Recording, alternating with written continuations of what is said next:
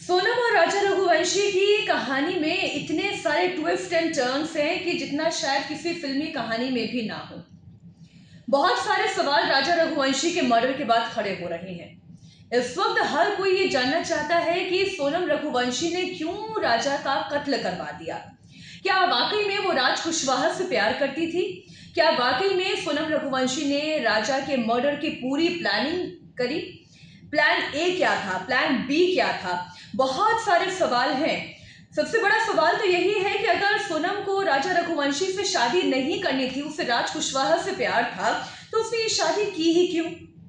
दूसरा सवाल ये कि अगर शादी कर ली तो फिर वो वैसे ही भाग सकती थी राज कुशवाहा से, अगर वो प्यार करती थी, क्योंकि उसका प्लान भी तो यही था, वो नेपाल भाग जाना चाहती थी। लेकिन उसने ये तय किया कि वो राज रघुवंशी का मर्डर करेगी।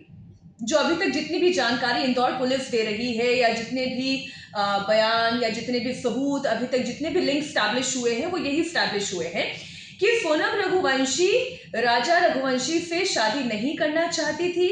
वो राज कुशवाहा के साथ मिलकर मर्डर की प्लानिंग कर चुकी थी। ये जोड़ा मेघालय घूमने जाने वाला नहीं था, ये असम जाने वाले थे, लेकिन जानबूझ करके मेघालय का प्लान बनाया गया और फिर राजा को मौत के घाट उतरवा दिया गया। प्लान ये था कि अगर मर्डरर्स, यानी कि वो कातिल जिन्हें जिन्हें सुपारी दी थी सोनम ने, अगर वो इस प्लान में कामयाब नहीं होते तो वो खुद पहाड़ी पर से राजा रघुवंशी को धक्का देकर उसे मार देती। अब जितने भी बयानात अब तीनों ही घर वालों की तरफ से आ रहे हैं, यानी कि सोनम के घर वाले, राजा रघुवंशी के घर वाले और राज कुशवाहा के घर वाले, वो आपको और ज्यादा हैरान कर देते हैं। सबसे पहले बात करते हैं सोनम के घर वालों की। सोनम के घर वाले ये कह रहे हैं कि इस कहानी में जरूर कुछ ना कुछ गड़बड़ है और इस पूरे मामले की सीबीआई जांच की वो मांग कर रहे हैं, क्योंकि वो यकीन करने के लिए तैयार नहीं है। हाँ, वो राज कुशवाहा को जानते थे, वो उन्हीं की कंपनी में काम भी करता था, लेकिन वो ये बात मानने के लिए तैयार नहीं है कि किसी तरीके का कोई प्रेम प्रसंग था सोनम और राज कुशवाहा के बीच में। इसलिए वो ये चाहते हैं कि इस मामले में सीबीआई जांच हो।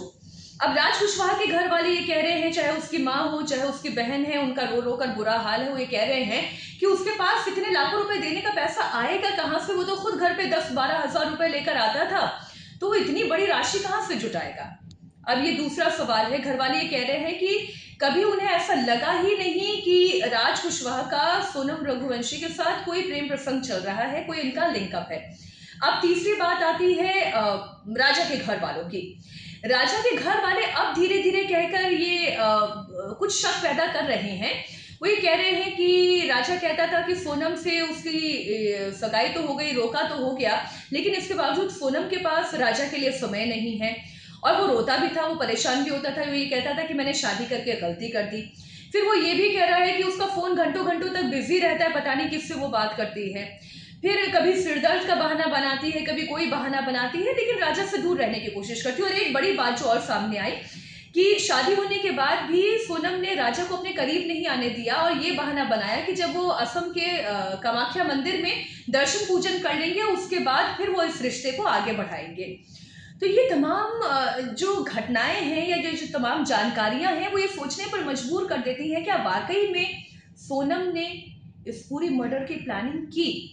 अब ये सारी सच्चाई जो अभी तक केवल कुछ छोटी छोटी छोटी छोटी टुकड़ों में जानकारियों के साथ हमारे सामने आई है, जैसे ही पुलिस पुलिस की तफ्तीश और आगे बढ़ेगी, ये पिक्चर क्रिस्टल क्लियर हो पाएगी कि एक्चुअली में पूरी प्लानिंग क्या थी, ये प्लानिंग किसने की, राजा रघुवंशी का मर्डर कैसे किया।